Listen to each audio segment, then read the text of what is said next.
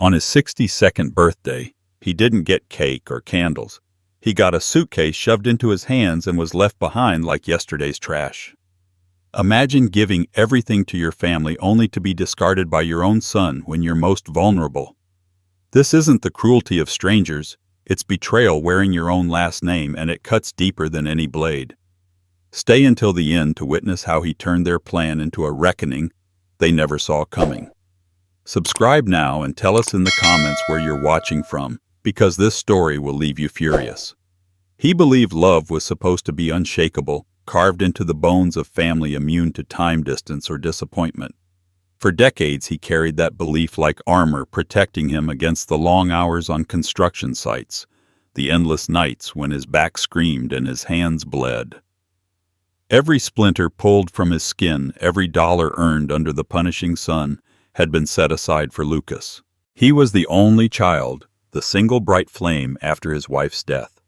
The reason the house stayed warm, even when silence filled the rooms. Friends told him not to sacrifice too much, warned him that children grow up and change, but he laughed it off. That was other people's problem, not his. Lucas was different. He was supposed to be different. He remembered the first time Lucas asked for help with rent after college. Without hesitation, he wrote the check, even though it meant postponing a roof repair he desperately needed. When Lucas wanted a new car, he co-signed the loan, risking his own credit. When Lucas and his fiancée dreamed of a lavish wedding, he quietly cashed out one of the retirement accounts his wife had begged him to protect. It was never a question in his mind. Fathers gave until they had nothing left, and even then they found a way to give more. That was what love looked like in his eyes, unconditional, unquestioned, and eternal. He believed it so strongly that he never once considered the possibility that love could turn one-sided, that devotion could be twisted into leverage. There were moments when he caught himself wondering if he was giving too much. He'd come home late, joints aching, only to see Lucas drop a receipt for a $500 dinner without blinking. He would watch the careless way his son tossed new shoes into the closet, or how easily he spoke about vacations as though money was air. Still, he silenced the doubt. This was what parents did. They absorbed the cost of their children's comfort. Every time he questioned, he reminded himself of the nights Lucas had nightmares as a boy, when he sat beside him holding his hand until dawn. Those memories anchored him in the belief that love was repayment enough. When his wife passed, the foundation of his world cracked. For a long time he thought he would collapse under the weight of loneliness. But Lucas became the reason to keep breathing. He told himself that as long as his son was thriving, his own pain had meaning. He sold the jewelry his wife left behind to cover Lucas's down payment on a house. He worked extra shifts even though his doctor warned his heart couldn't take it. Each sacrifice carved deeper lines into his face, but he wore them proudly. They weren't wrinkles. They were evidence of devotion. And when neighbors whispered that Lucas seemed entitled, that he rarely visited unless he needed something, the father shook his head. They didn't understand the bond between father and son. They didn't understand how deep love could go. He believed even in the quiet hours when doubt crept through the cracks that Lucas would one day recognize it all. He pictured a future where his son would look him in the eye and say, "Thank you, Dad, for everything you gave me." That imagined gratitude kept him alive through nights of chest pain and days when bills piled higher than paychecks. He carried faith like a torch through darkness, convinced it would eventually light the way to respect. That was why he never guarded himself, never put conditions on his giving. He trusted too much, loved too deeply, blinded himself with hope. The irony was that everyone around him saw what he refused to admit. His sister once told him he was being used, that love didn't mean erasing yourself. His old friend from the job site joked bitterly that Lucas treated him like a bank without hours. Even the cashier at the grocery store raised her eyebrows when she saw him paying with coupons while his son pulled up in a new truck. But he brushed it all off. To him, those sacrifices weren't burdens. They were proof of his role, proof that he was needed. What else did he have left but that? Without his family, without giving, who was he? The truth was, he clung to the belief in unconditional love because admitting otherwise would mean facing a terrifying emptiness. If love had limits, if his son could betray him, then what had his entire life meant? Every drop of sweat, every ache in his bones, every sleepless night would feel wasted. So he doubled down. He gave more. He closed his eyes to the small cruelties, the missed phone calls, the forgotten holidays, the casual dismissals. He told himself they were accidents, temporary lapses. Deep down, he built a story in his head that Lucas still cared, that the silence wasn't indifference but busyness, that the distance wasn't neglect but stress. That story kept him standing upright when grief threatened to bury him. And so when the day came, when the betrayal unfolded in a way he could never have predicted, it wasn't just an act of cruelty. It was a demolition of his entire faith. Every moment he had believed in unconditional love crumbled in an instant. The shock cut sharper because of how fiercely he had defended his illusions. He had never protected himself, never held anything back, because he trusted that family meant forever. That blind trust was the knife they used to cut him down. He would replay that realization again and again in the days that followed, searching for the crack where hope had rotted into naivety. But in that moment, standing on the edge of what would become the greatest betrayal of his life, he still held on to his illusions like lifelines. He still thought love would shield him. He still thought devotion mattered. What he didn't know was that he was already standing inside the trap, and the walls were about to close in. The son he had given everything to was about to show him exactly how fragile unconditional love could be. And when the truth finally struck, it would be too late to turn back, but not too late to make them remember. He woke that morning with a strange kind of energy, the kind that rarely visited him anymore. The air in the small house felt sharper, more alive, and for a moment he could almost convince himself that today would be different. 62 years. A number heavy with history, but he carried it lightly because he believed his son would remember. He rose before the sun had fully cut through the blinds, straightened the sheets with deliberate care, and put on the navy sweater his late wife had once said made his eyes look younger. He stood in front of the mirror longer than usual, smoothing his thinning hair, adjusting his collar, a man preparing for an audience of one who mattered more than anyone else in the world. In the kitchen, he laid out the cast-iron skillet, the one blackened with decades of breakfasts and arguments and reconciliations. He cracked eggs into a bowl, whisking them until they foamed, poured batter for pancakes, sliced strawberries into precise halves. Each movement was a ritual, a silent prayer. He set 2 plates on the table, though he ate alone most days, sliding silverware into perfect alignment, napkins folded neatly beside them. The coffee percolated in the corner, releasing its rich bitterness into the air. He even placed a small vase with a single daisy in the center of the table, an echo of the way his wife used to soften mornings. For a brief second, the room almost felt like the home it once was. As the minutes ticked by, he checked the clock, too often glancing at his phone, replaying memories to fill the silence. He remembered the year Lucas turned 8 and begged for a baseball glove. Money had been tight, but he skipped lunch for weeks to afford it. The boy's face lit up that Christmas morning, brighter than the tree behind him. That glow was what he longed to see again, even now that his son was a grown man. He imagined Lucas walking through the door with the same grin, carrying a gift bag, maybe even a bottle of his favorite bourbon. The thought alone brought heat to his chest, a fragile anticipation that drowned out the echo of all the disappointments before. The morning stretched on. 9 o'clock became 10. The pancakes cooled on their plates, syrup glistening like amber under the kitchen light.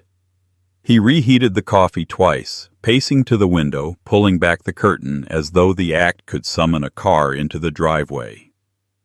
He whispered to himself that maybe Lucas was planning a surprise, that he'd show up with friends or family, maybe even balloons.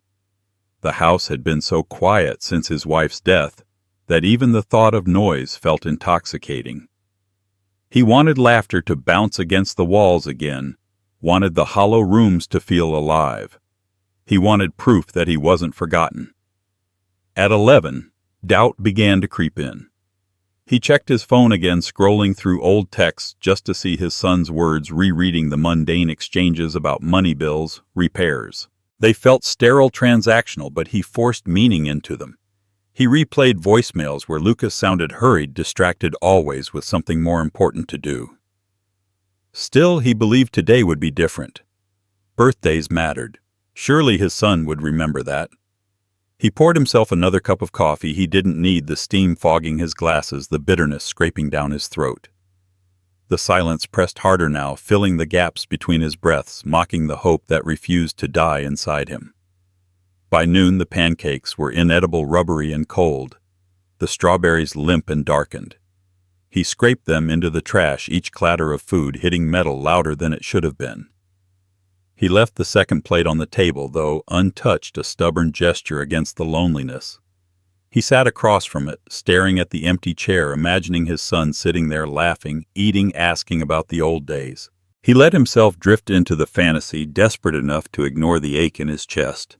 Outside, children rode bicycles down the street, their laughter sharp against the stillness of his house. He listened to them and felt the years fold in on themselves, remembering when Lucas used to pedal circles in the driveway, calling out for him to watch. He had always watched. He had never stopped watching. When the doorbell finally rang, his heart jolted so hard he gripped the edge of the table. He stood quickly, too quickly for his stiff knees, and nearly stumbled on the rug. The bouquet of wilted daisies in the vase trembled as he hurried past. His breath, shallow eyes bright with sudden relief. He didn't even glance through the peephole. He yanked the door open with a grin that belonged to a younger man. There stood Lucas, framed in the afternoon light, holding a plastic-wrapped bouquet from the grocery store. His grin was practiced, the kind worn when favors were about to be asked. Still, the father's chest swelled. His boy had come. That was all that mattered. He reached out, pulled his son into a tight embrace, clinging longer than the younger man expected. Lucas patted his back. Stiff, detached, murmuring a perfunctory, "Happy birthday, Dad," into his ear. The words should have warmed him, but they felt thin, fragile, like paper set aflame. He forced the sting down, forced a smile, telling himself that the day had only just begun, that it still held promise. He imagined lunch laughter, maybe even a walk by the river like they used to do when Lucas was small. He clung to the possibility of connection as if it were oxygen. What he didn't see, what he couldn't let himself see, was the flicker of impatience already in his son's eyes. That impatience would soon reveal itself, and when it did, the fragile hope he had carried all morning would shatter into something darker than he had ever known. Lucas stood in the doorway with sunlight at his back, his grin stretched wide but hollow, like a salesman who had already closed the deal. In his hand dangled a bouquet wrapped in the thin, crinkled plastic of a supermarket, the stems still wet from the misting machine. The flowers were a jumble of bruised daisies and carnations past their prime colors, already fading petals curling at the edges. His father's eyes flicked to them, and something deep in his chest clenched. He wanted to believe the gesture mattered, wanted to cling to the idea that his son had chosen them with care. But the truth was obvious. The bouquet wasn't a gift. It was an afterthought picked up between errands, the cheapest way to say he had remembered. Still, the father forced his mouth into a smile that didn't reach his eyes. He stepped aside, holding the door open as though welcoming royalty, ignoring the way his heart tightened against his ribs. Lucas strolled in, casually dropping the bouquet on the counter with a careless thud, then slipped his phone from his pocket with the ease of habit. His eyes flicked to the screen before even acknowledging the carefully set table waiting in the kitchen. The father swallowed hard, glancing at the untouched plate he had left across from his own, a seat meant for his son, a place meant to be filled. For a fleeting second, he imagined Lucas noticing, sitting down, eating, laughing. But the younger man's gaze skimmed right past it, uninterested, restless. "You look good, Dad," Lucas said, words flat, his tone distracted. He thumbed through a message, chuckled at something unseen, and slid the device back into his pocket. The father nodded, gripping the back of the chair to steady himself. He wanted to believe those words were genuine, that his son had actually seen him. But the way Lucas's eyes darted around the room, never settling, told another story. It was the same look he'd worn for years now, a glance that carried impatience, obligation, and something close to disdain. The father gestured toward the table, his voice soft but hopeful. "I made breakfast." Lucas barely glanced at the plates. "I already ate."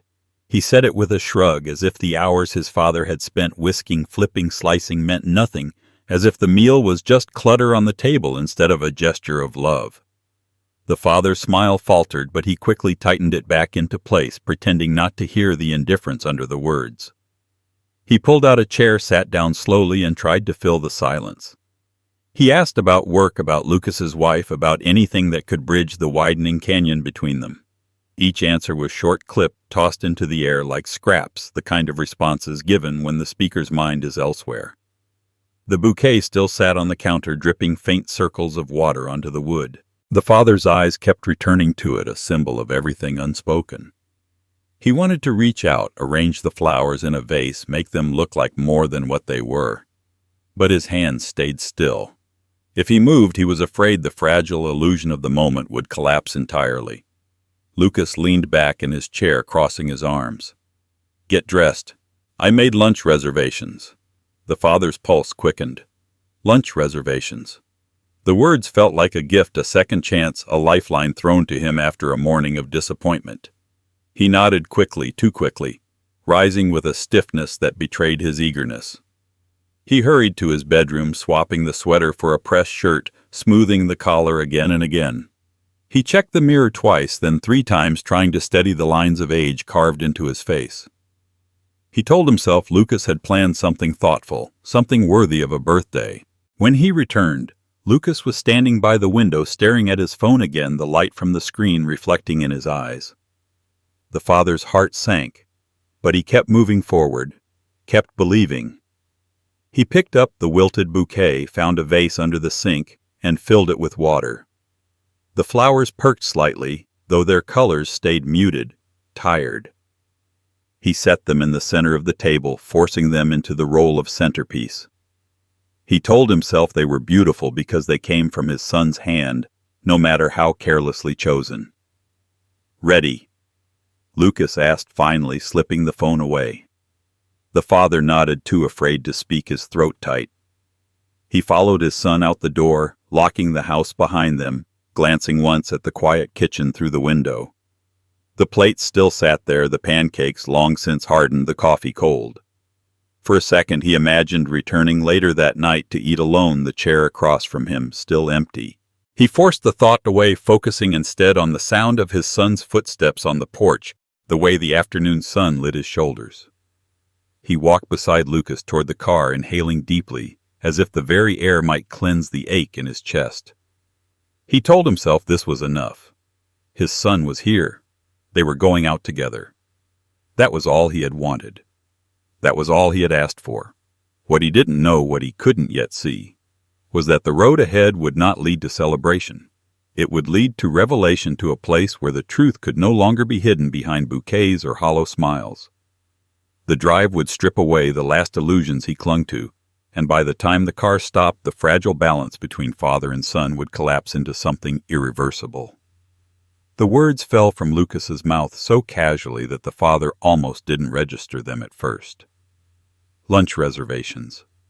2 simple words, but they struck him like a promise. His chest swelled with sudden relief, as though the hours of waiting, the wilted flowers, the indifference at the table had all been part of some elaborate prelude. Lucas had a plan. Lucas had remembered. He told himself the day wasn't lost, that the birthday he had dreaded might yet hold something worth keeping. He hurried to his room, his pulse thudding in his ears, rifling through his closet for a shirt that still held its shape. He chose the one his wife once pressed for anniversaries, smoothed the fabric with steady hands, and for a moment he felt almost young, almost certain that today would carry meaning. When he emerged, Lucas barely looked up from his phone. The father brushed it aside, unwilling to let disappointment intrude again. He adjusted his cuffs, straightened his collar, and stood tall in the doorway, waiting for acknowledgement. "You ready?" Lucas asked without raising his eyes. It was enough. He nodded quickly, as if agreement alone could keep the fragile optimism alive. They stepped outside together, the late afternoon sun washing the porch in gold, and for the briefest instant the father let himself believe they looked like any father and son on a birthday afternoon. The car smelled faintly of leather and the cloying sweetness of an air freshener dangling from the mirror. Lucas drove with one hand on the wheel, the other flicking through radio stations, each song discarded after only a few notes. The father sat rigid in the passenger seat, his hands folded tightly in his lap, stealing glances at his son's profile. He searched for traces of the boy. He remembered the child who once begged him to roll down the windows and sing off-key to old rock songs, the teenager who used to ask endless questions about engines and tools. But Lucas's face was set in lines of distraction, his eyes fixed on the road, his jaw working as though chewing invisible thoughts. Still, the father forced conversation. He asked about work, about the new projects Lucas had hinted at months before. He asked about the house, about his daughter-in-law, about anything that might soften the silence. The answers came clipped like nails trimmed too close to the quick, leaving no room for warmth.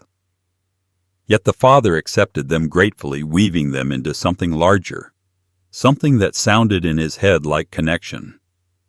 He nodded at every half-response, smiled at every vague detail, ignoring the hollowness underneath. As they left the familiar streets behind, he pressed his palm against the car door, grounding himself in the vibration of the engine. His mind painted images of where they might be going, a quiet steakhouse with white tablecloths. Maybe the riverside restaurant where families gathered on Sundays, a place where he could savor food he hadn't tasted in years. He imagined Lucas raising a glass in a rare toast, maybe even sliding a small wrapped box across the table. He pictured laughter stories told over dessert, a rare hour where they could be more than obligation and duty. That vision carried him forward, buoyed him like a raft across deep water. The highway stretched ahead, a ribbon of gray flanked by trees that swayed in the wind. The father watched the landscape shift, familiar landmarks disappearing behind them.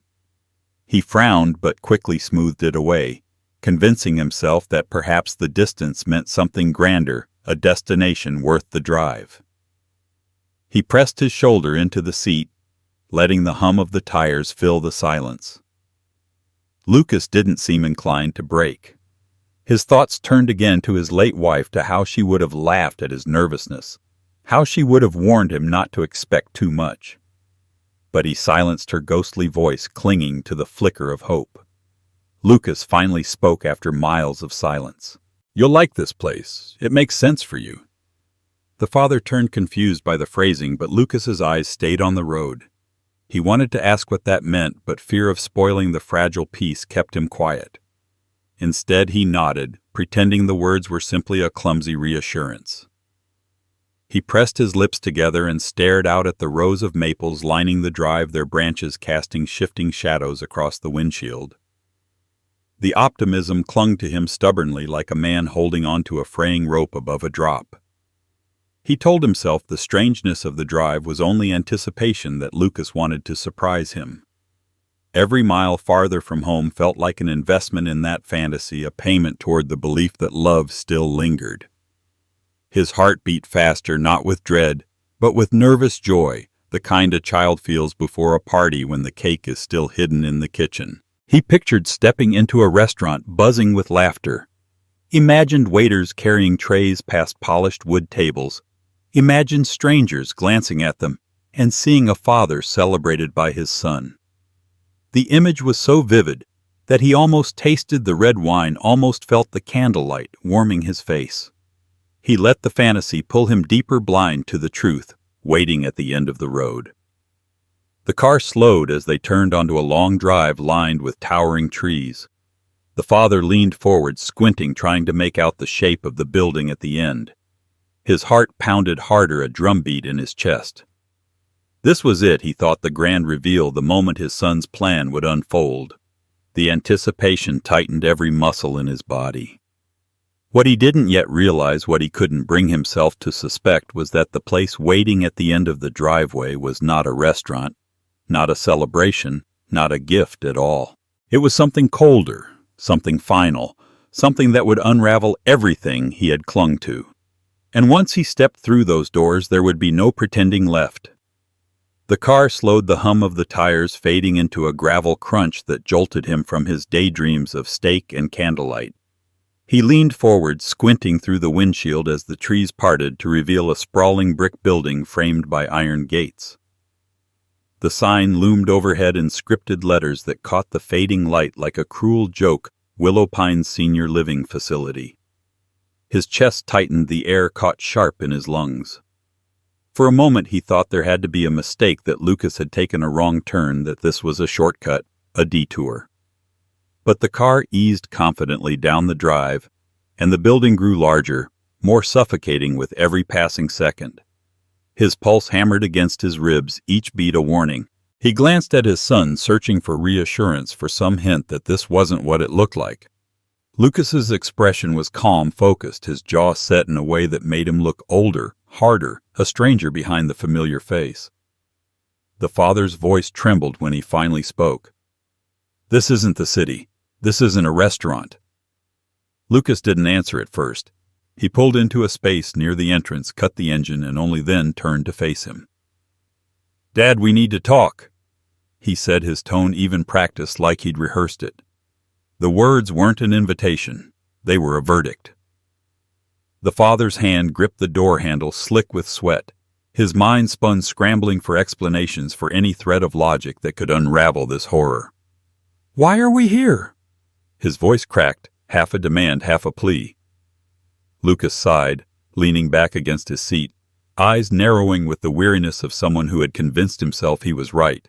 "It's not safe for you anymore. Living alone, forgetting things. It's too much. This place is better.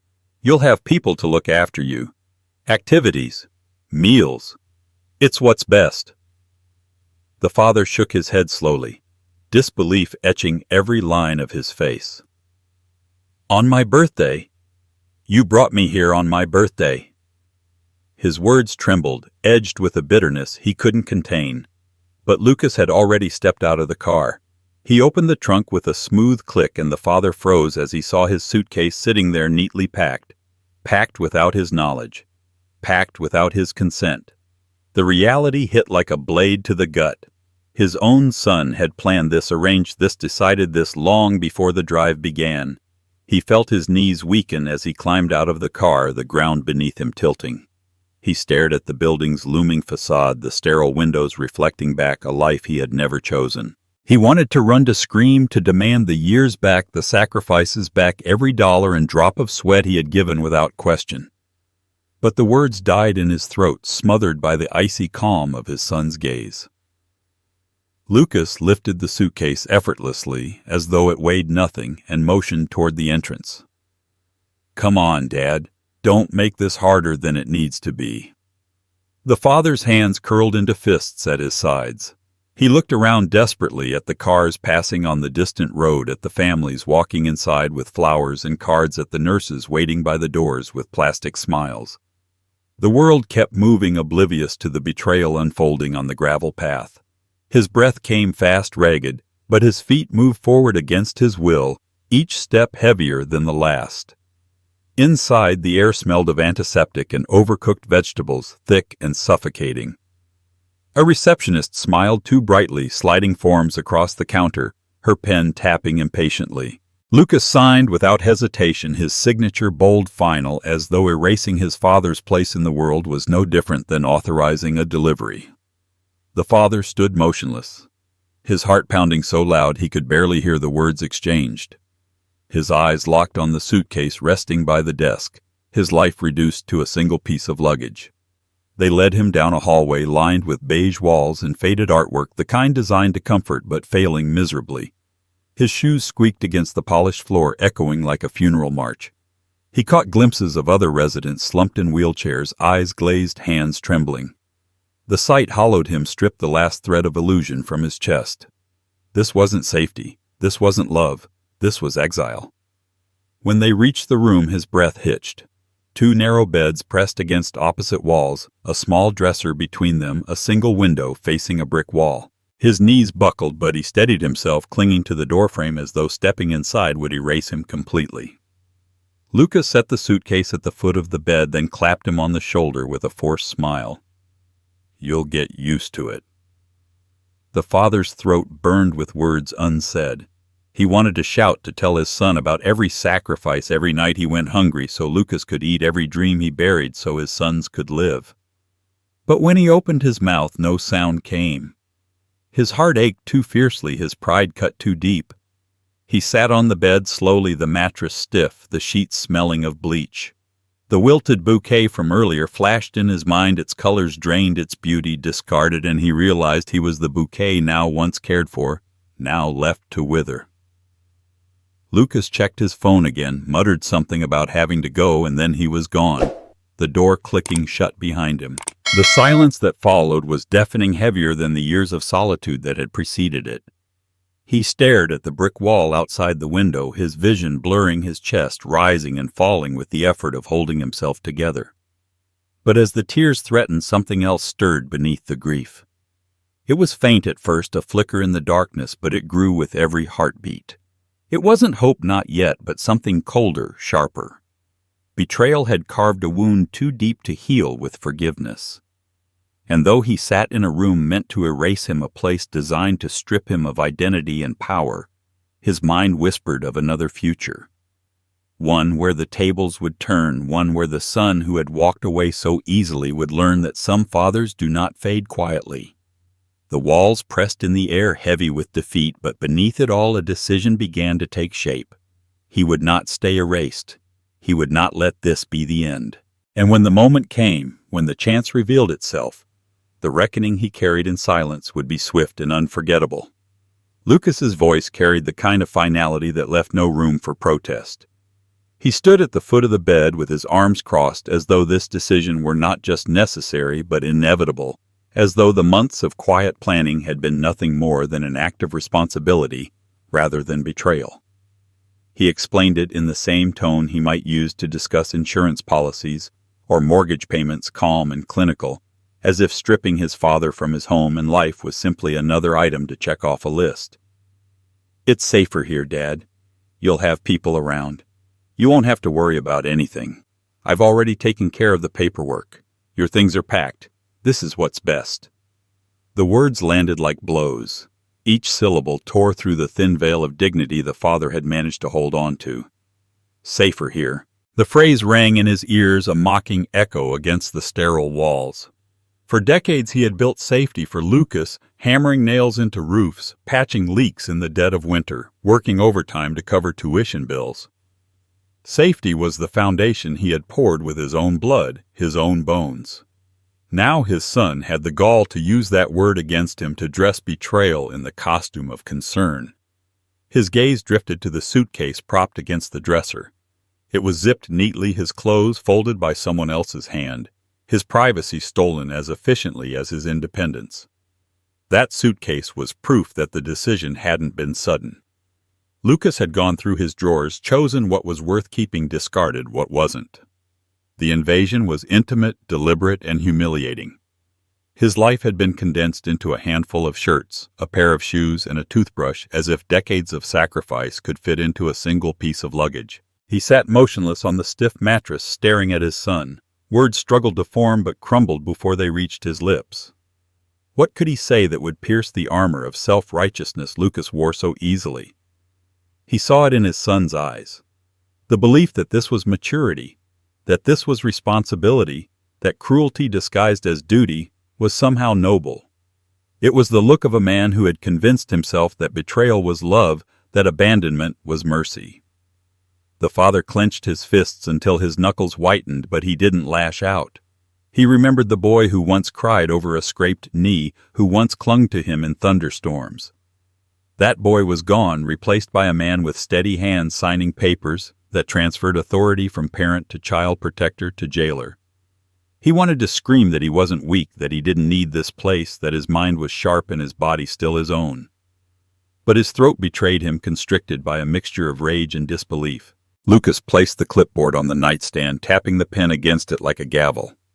"All you need to do is sign here. It'll make everything official." His tone was coaxing, now smooth, practiced the way one might speak to a stubborn child. The father looked down at the line, waiting for his name at the black ink that had already bled his son's signature into the page. He felt stripped bare, reduced to a signature that would cement his exile. He didn't pick up the pen. He let the silence stretch until it grew heavy between them. Lucas sighed, impatient, slipping the papers back into a folder. "Fine, it doesn't matter. I've already arranged everything. This is happening whether you like it or not." That was the moment the truth seared through him like fire. His son hadn't brought him here for his safety.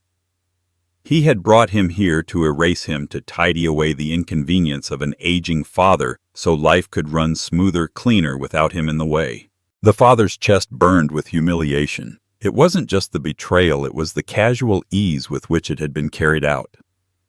His son hadn't struggled with the decision, hadn't lost sleep or shed tears. He had packed a suitcase, signed papers, driven the car, all with the calm detachment of a man running errands. That indifference was sharper than any blade. It told him he wasn't just unwanted, he was unnecessary. The sounds of the facility pressed in from the hallway, the squeak of rubber soles on tile, the low murmur of televisions, the occasional cough from rooms that smelled of bleach and decay. Every detail was a reminder of where he was, where his son had placed him. This was not a temporary stay. This was a burial above ground, a slow erasure disguised as care. His eyes returned to Lucas, drinking in the sight of the man who had once been his everything. He wanted to believe there was hesitation there, some flicker of regret, but all he saw was resolve. Lucas was already halfway gone, his mind outside the room, thinking of the freedom waiting, once this burden was tucked away behind locked doors. The father's heart twisted at the realization that he was no longer a person to his son, only a problem to be solved. And yet beneath the humiliation something else stirred. It was sharp, cold, and unyielding. Betrayal had burned away the last illusions of unconditional love, leaving behind something harder than grief. He knew then that he would not sign those papers, would not accept the coffin of beige walls and bleach-scented sheets. His son might believe the story was finished, but he felt the first sparks of another chapter flickering in the shadows. He looked at the suitcase one last time, then at the closed door, then back to Lucas. His silence was no longer the silence of defeat, but of calculation. He would wait. He would endure. And when the moment came when the son who had orchestrated this humiliation least expected it, the reckoning would rise. For fathers who had given everything did not vanish quietly. They waited, they remembered, and when the time came, they struck with precision. Lucas checked his watch, muttered about being late, and left the room with a brief pat on the shoulder that felt more like dismissal than affection. The door clicked shut, leaving the father in the heavy quiet. He sat on the edge of the bed, staring at the line where his name was supposed to go, and felt the humiliation harden into something unbreakable. His heart still ached, but his mind was clear now. This wasn't an ending. It was the setup to something his son would never forget. The door shut behind him with a dull click, and the sound lingered longer than it should have, as though the air itself absorbed it and refused to let it go. The room was small, its walls painted a shade of beige so bland it felt insulting, a color chosen not to comfort but to erase. A single window faced a brick wall. No sky, no trees, no horizon, just rough stone, stacked high like a barrier, built to remind him of the confinement he hadn't agreed to. The fluorescent light overhead hummed faintly, its cold glow flattening everything, stripping even shadows of character. He lowered himself onto the stiff mattress, the springs protesting beneath his weight. His hands trembled as he reached for the wilted bouquet still resting on the suitcase. The flowers had sagged in the hours since they were thrust into his grip, petals browned at the edges, stems dripping faint circles of water onto the plastic wrap. He cradled them in his lap as if they were something more, as if they still held meaning, though deep down he knew they were just another reminder of the thoughtlessness that had guided this day. The bouquet, like him, had been picked up without care, transported without reverence, and left to wilt in silence. The room smelled of bleach and recycled air, a sterile odor that clawed its way into his chest. Somewhere down the hall, a television droned at low volume, its laugh track hollow, too bright for the place it tried to fill. He could hear the squeak of rubber soles on tile, the faint rattle of a medication cart, the coughing of someone unseen. These sounds layered together a chorus of decline, a soundtrack for abandonment. He stared at the brick wall outside the window, its red surface dulled by grime and time, and wondered how long he would have to look at it. A day, a month, the rest of his life. The thought pressed down on him like weight on his chest, threatening to flatten what was left of him. He clutched the bouquet tighter, his fingers brushing the brittle petals, and for a fleeting moment he thought of his wife. She had loved fresh flowers, always cutting roses from the garden and setting them in a vase on the kitchen table. Those flowers had smelled of soil, sunlight, and devotion. These flowers smelled of nothing, and yet they hurt more because they carried his son's name without his son's love. He tried to steady his breathing, to quiet the storm rising inside him, but the silence of the room refused to let him forget. Every corner whispered abandonment.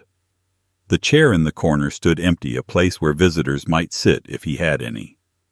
The dresser beside the bed looked bare, its drawers open like a mouth waiting to swallow the few possessions he'd been allowed to keep. Even the clock on the wall seemed cruel, its hands dragging slowly forward, forcing him to count every second of solitude.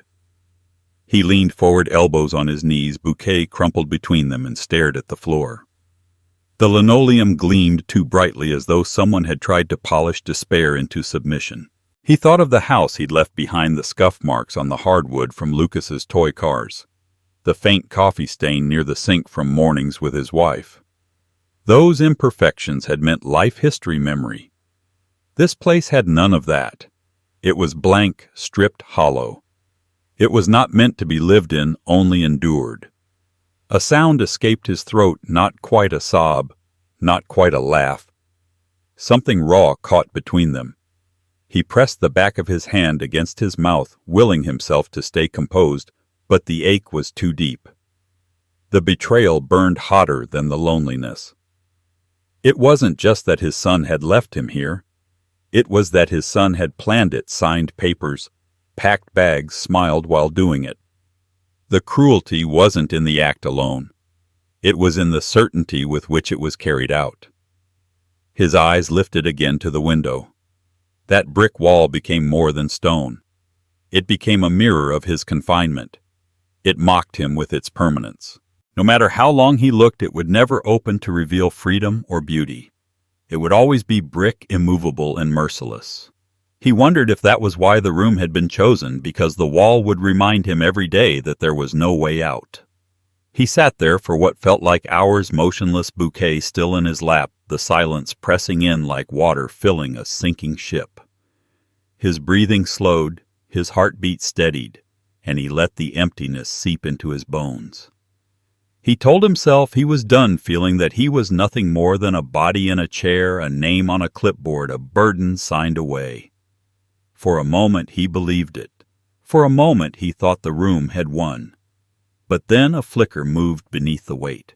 His gaze shifted to the door, the thin line of light beneath it, and he felt something stir.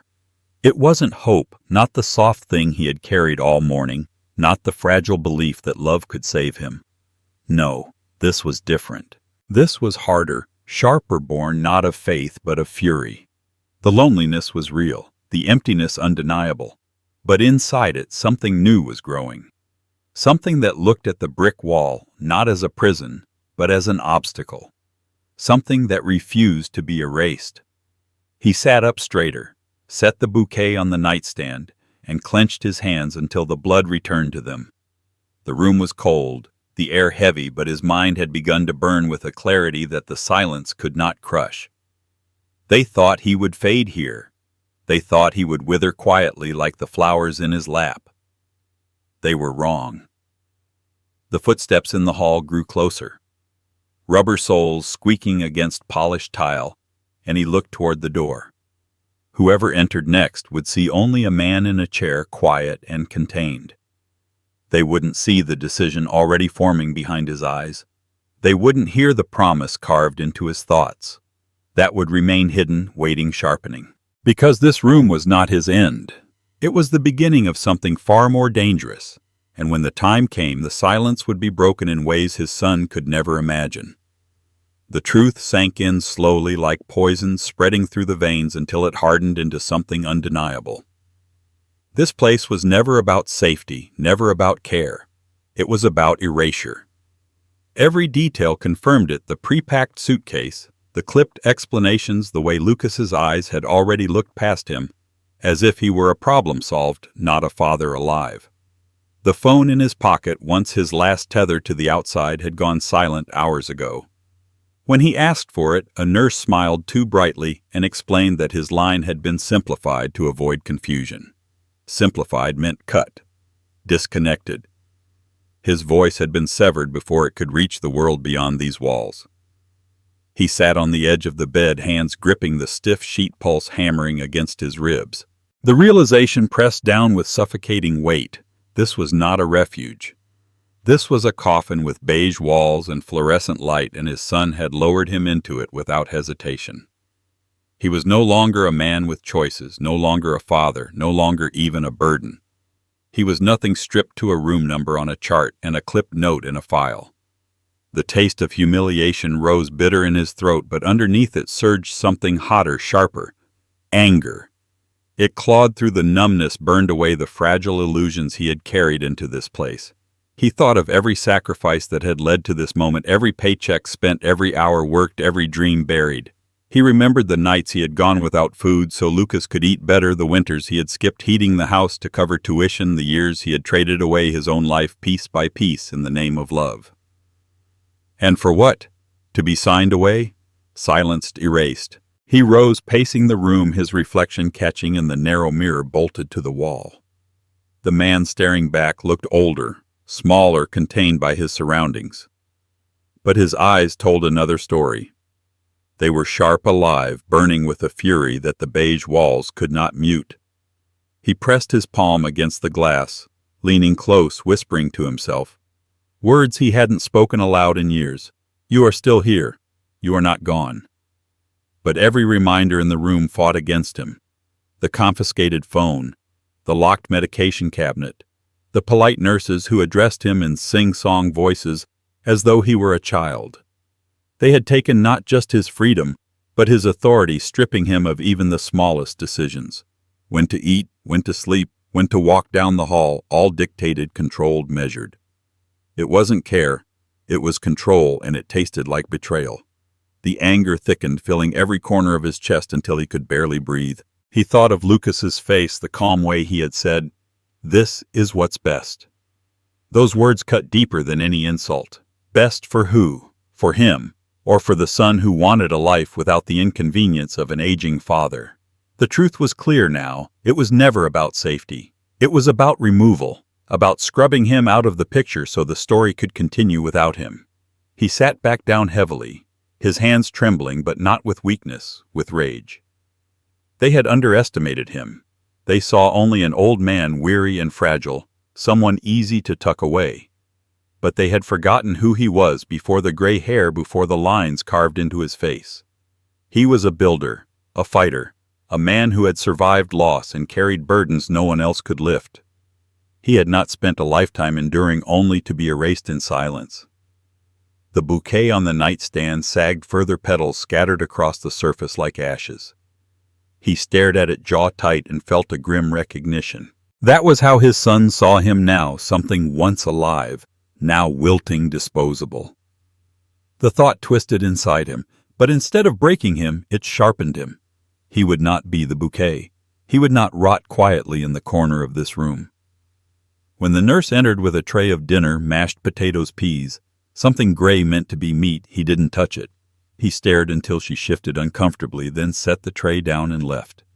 He listened to her footsteps fade, then rose again, pacing the room with slow, deliberate steps. Every sound beyond the door, the wheels of carts, the buzz of conversation only fueled his determination.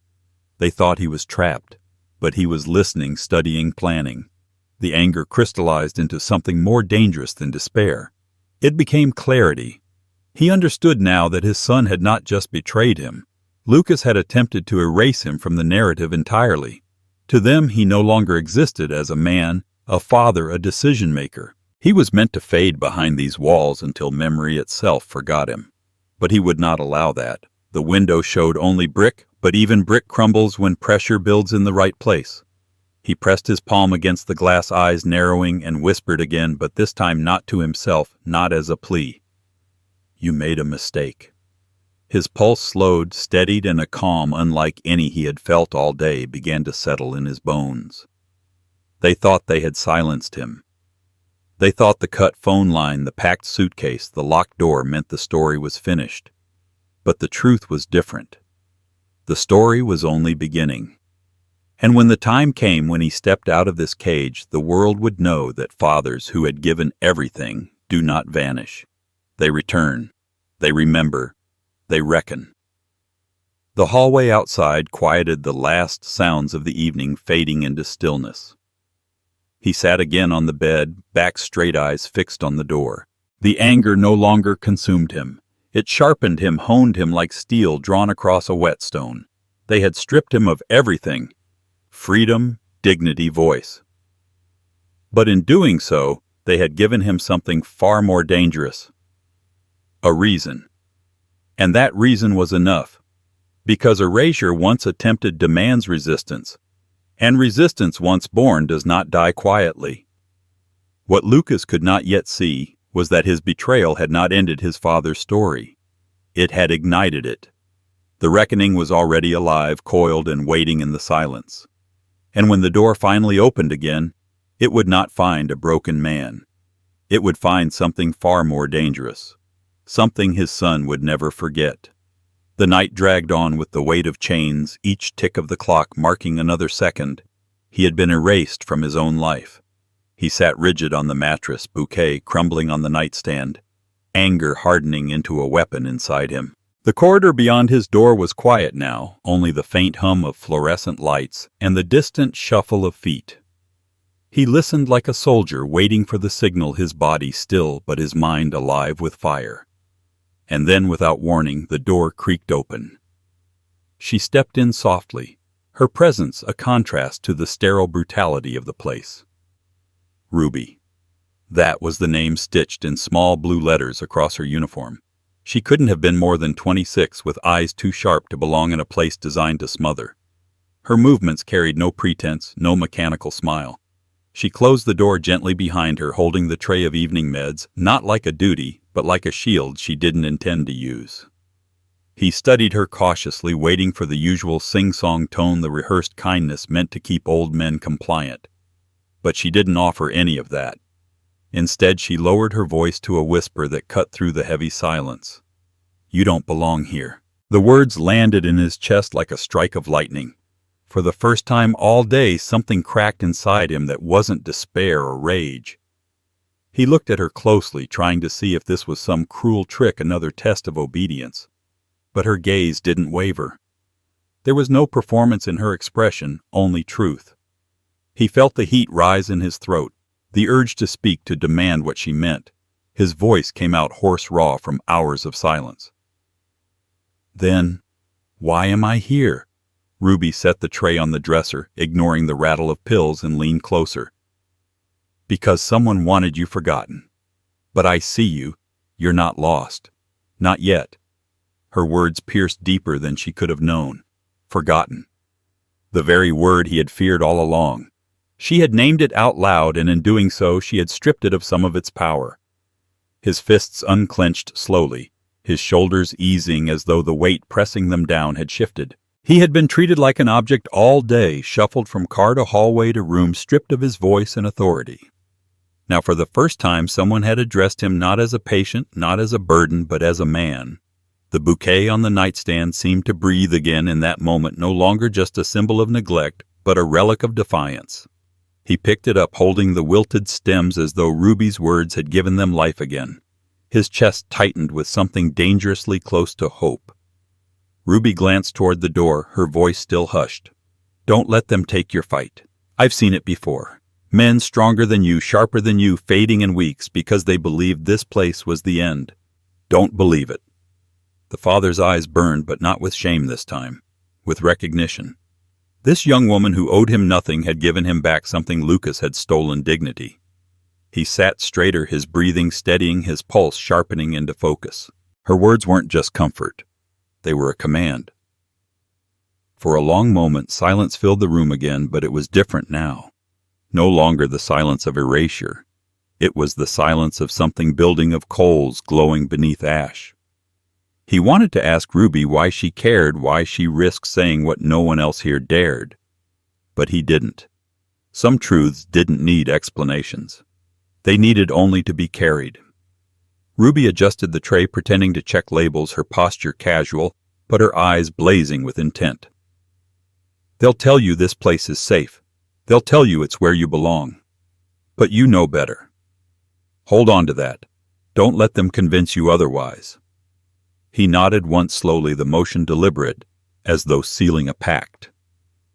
For the first time since the car had turned into the driveway of Willow Pines, he felt something steady in his veins. Not anger alone, not despair, but a spark. The kind of spark that starts small and quiet, but when fed can turn into a fire strong enough to burn walls down. Ruby collected the tray and moved toward the door. Before she left, she glanced back, her voice almost inaudible now. They don't know who you are, but I think they will. And then she was gone, the door closing softly behind her. He sat there in the stillness, but it was no longer suffocating. The beige walls hadn't changed. The brick wall outside the window was still as merciless as before, but inside him something had shifted. He wasn't just a forgotten man in a forgotten room anymore. He was someone seen, someone acknowledged, someone who still had a place beyond these walls. The bouquet rested in his hands, fragile but still intact, and he thought of Ruby's words repeating in his mind like a drumbeat. You don't belong here. Each repetition stripped away another layer of humiliation, another thread of despair. For the first time, the silence in the room didn't feel like an ending. It felt like a pause, a waiting. His son had tried to erase him. This place had been built to bury him alive. But now he understood something they hadn't accounted for. Hope is a weapon too sharper than anger, harder than betrayal. It was a small light in a dark room, but even a small light can blind those who live in shadows. He set the bouquet carefully back on the nightstand, straightened his back, and fixed his eyes on the door. Ruby had given him something priceless, not rescue, not escape, but a reminder that he was still dangerous to underestimate. And as the hum of the lights droned on above him, he began to imagine not the end, but the next move. Because the spark had been lit. And once a spark exists, all it takes is the right breath of air for the fire to come alive. The decision did not come as an eruption. It arrived like a tide, slow and inevitable, pressing against his bones until something inside him yielded and reformed. He had sat with the silence long enough to understand its shape. He had watched the room try to swallow him whole, seen the nurses perform kindness like a costume, felt the door click like a verdict. Anger had been the first honest thing. Hope had been a shard. Now, beneath both, something steadier grew, a cold, methodical resolve that felt more like a tool than an emotion. He would not be erased. He would not let this beige room become the final page of his life. He rose from the stiff mattress with a new economy of motion, each gesture clipped and precise. The bouquet on the nightstand had drooped into a sad arc. He straightened it and placed it back where it could be seen, a small defiant act. He smoothed the blanket, folded it with the same care he had shown his workshop tools for years, and then he sat at the edge of the bed and examined his options as if they were parts under a workbench lamp. There was the phone cut off. There was the door, thin but real. There were the routines that bound the place together, and there was crucially the knowledge he had not shared. They had accounted for his body. They had not accounted for what he knew, and knowledge, he reminded himself, was a kind of leverage. Memory delivered the right pieces in order. He thought of the brass key Harold had pressed into his palm, warm and weighted with intent. He remembered the hidden panel behind the pegboard and the safe bolted to the studs, the blue folder tucked inside like a small, bright promise. He remembered Harold's handwriting practice and precise, "If you say nothing, you will see who speaks for you." The lesson had been a quiet kind of warfare. Harold had built fences of paperwork and ironclad clauses. He had not left him defenseless. He had left him armored. The knowledge of that armor did not make the betrayal less painful, but it turned pain into direction. Ruby's words still hummed in him. "You don't belong here." They were not just pity. They were a mirror and a challenge. Someone had seen him and refused to accept the story others tried to tell. That sight had cracked the last of his resignation into shards that could be picked up and used. He would use them. He would move quietly at first, the way men who have spent lives fixing things move, by listening, by cataloging, by learning the rhythms of a place until its seams showed. He would learn the staff rota note, the shift changes, discover the off hours when the doors unlatched and paperwork could be reached. He would watch the visitors register and the ways people signed their names, the little human habits that became a map. The plan was not vengeance for vengeance's sake. It was precision. He pictured Lucas in the kitchen the way he had seen him earlier, hands busy with his own life, eyes glancing away from anything that required discomfort. He imagined Vanessa's polished smile, Andrew the lawyer, Marjorie's staged concern. He knew how such people operated. They assumed transactions erased responsibility. They expected compliance. He would show them that paperwork is a language that can be read and rewritten, that signatures can be challenged and records can be traced. The fortress Harold had built would not only protect his future, it would expose their present. He started by cataloging small things. He learned the nurses' names and the times they took their breaks. He watched where the medication cart sat when the day wound down. He noticed the way the administrative assistant left the front office door unlocked for certain deliveries, the way a clerk tucked forms into an unlocked drawer at the end of a shift. He learned the pattern of visits, how guilt turned into errands, and how errands disguised themselves as care. Each observation became a notch on his mental ruler, a measurement toward his return. At night he practiced. He would run scenarios in his head as if they were carpentry blueprints, where to stand, how to speak, which phrases would unmake falsehoods.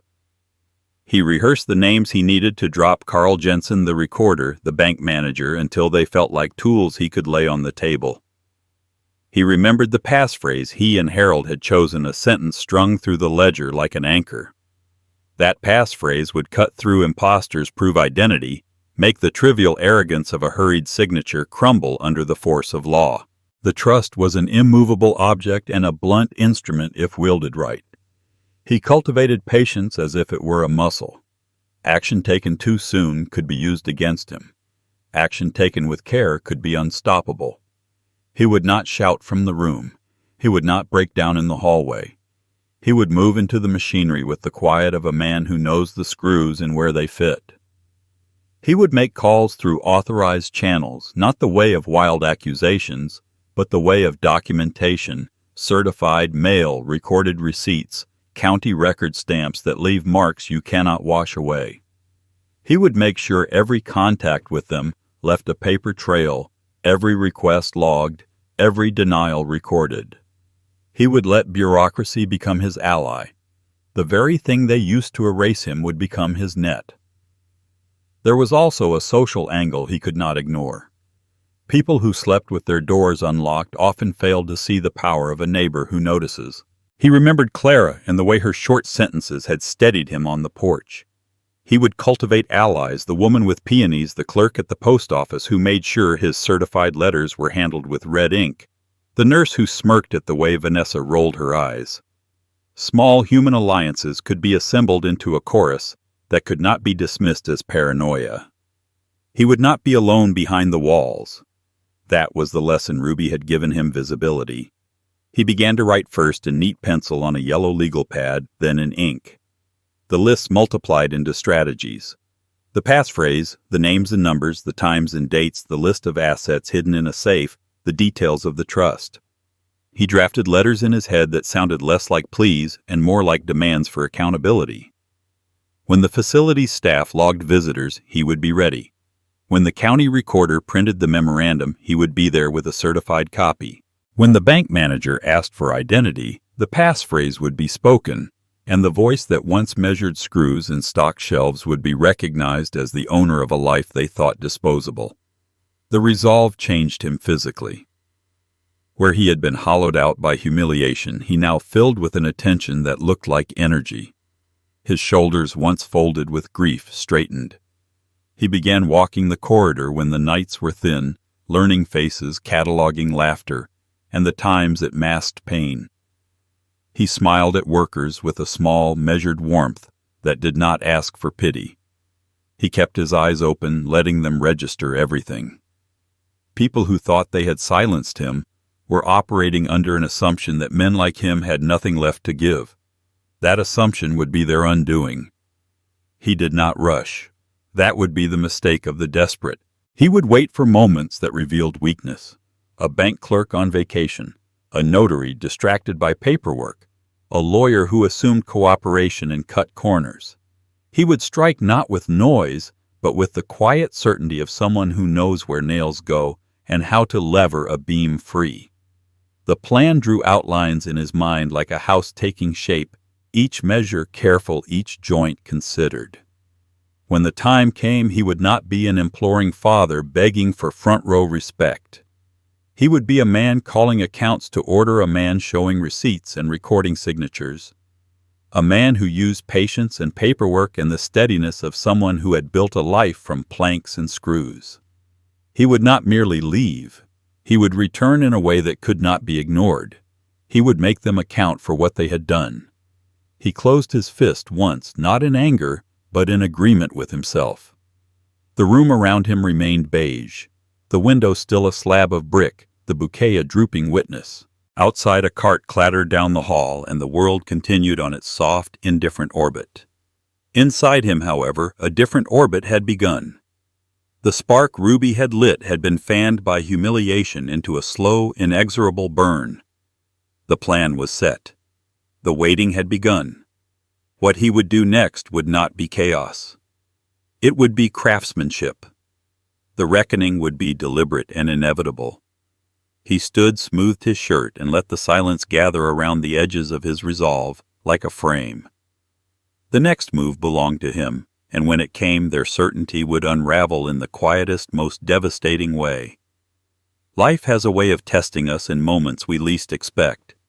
The father's story reminds us that betrayal can cut deepest when it comes from those we've sacrificed everything for.